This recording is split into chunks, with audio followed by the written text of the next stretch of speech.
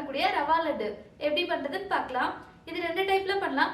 One வந்து ஃபுல்லாவே நெய்ல பண்ணலாம், அப்படி இல்லைன்னா பால்ல பண்ணலாம். நம்ம இன்னைக்கு ஃபுல்லா நெய் யூஸ் பண்ணி எப்படி பண்றதுன்னு பார்க்கலாம். ரவா லட்டு பண்ணுறதுக்கு ஃபர்ஸ்ட் நம்ம முந்திரியை வறுத்தெடுத்துக்கலாம். அதுக்கு ஒரு பேனில் 5 டேபிள் ஸ்பூன் போல் நெய் சேர்த்துக்கோங்க.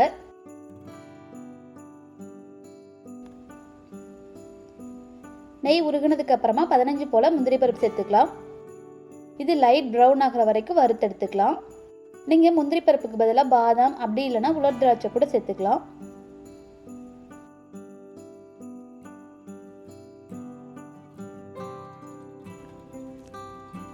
இப்போ முந்திரி பருப்பு நல்லா ப்ரௌன் கலர் ஆயிடுச்சு. நம்ம வேற ஒரு பவுலுக்கு மாற்றி வச்சிடலாம்.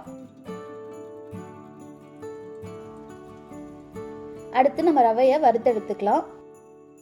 முந்திரி வறுத்த அதே பேன்லேயே 1 கப் போல ரவை சேர்த்துக்கலாம். சேர்த்துட்டு லைட் ப்ரௌன் ஆகிற மாதிரி வறுத்து எடுத்துக்கலாம்.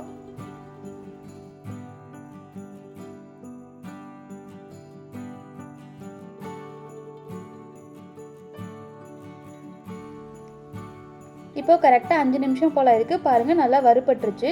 இப்போ நம்ம இது கூட 1 டேபிள் ஸ்பூன் போல் நெய் சேர்த்துக்கலாம். சேர்த்துட்டு 2 நிமிஷம் போல் லோ ஃப்ளேம்லேயே வச்சு வறுத்துக்கோங்க.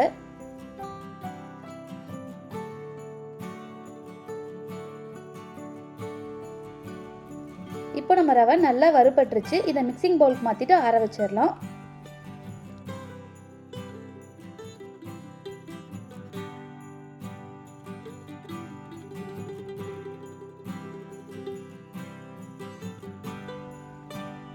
ஒரு மிக்ஸி ஜாரில் 3/4 கப் போல் சர்க்கரை சேர்த்துக்கலாம். ஒருவேளை உங்களுக்கு ஸ்வீட் கம்மியாக வேணும்னா நீங்கள் 1/2 கப் மட்டும் சேர்த்துக்கோங்க. இப்போ நம்ம இதை பவுடர் பண்ணி எடுத்துகிட்டு வந்துடலாம். இந்த மாதிரி பவுடர் பண்ணி எடுத்துக்கோங்க.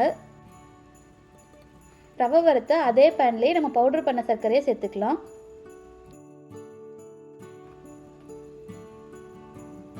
மிக்ஸி ஜாரில் நம்ம வறுத்து வச்சிருக்க ரவையை சேர்த்துடலாம்.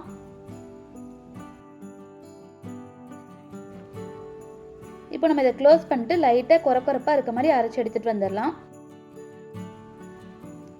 இந்த மாதிரி கொரப்பாக இருக்க மாதிரி அரைச்சி எடுத்துக்கோங்க. இப்போ நம்ம இதை சர்க்கரையோட சேர்த்துடலாம்.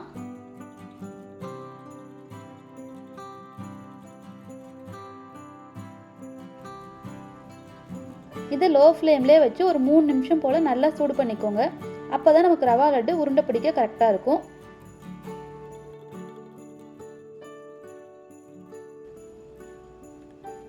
இது கூட 1/2 டீஸ்பூன் போல ஏலக்காய் பொடி சேர்த்துக்கோங்க.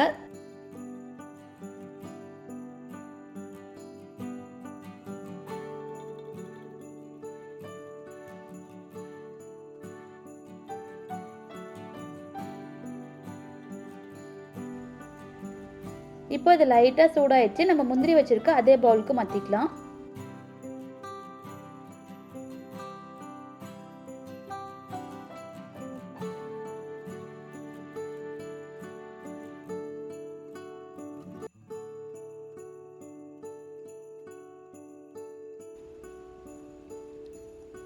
இது கை வைக்கிற அளவுக்கு சூடு வந்தோடனே அப்படியே நல்லா கலந்து விட்டுருங்க.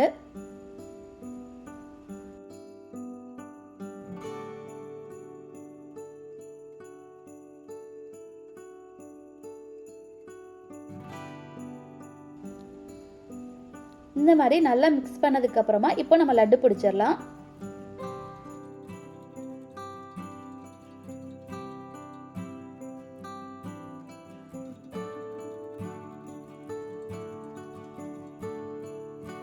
இந்த மாதிரி எல்லாமே ரவுண்ட் ஷேப்ல உருண்டை பிடிச்சு எடுத்துக்கோங்க.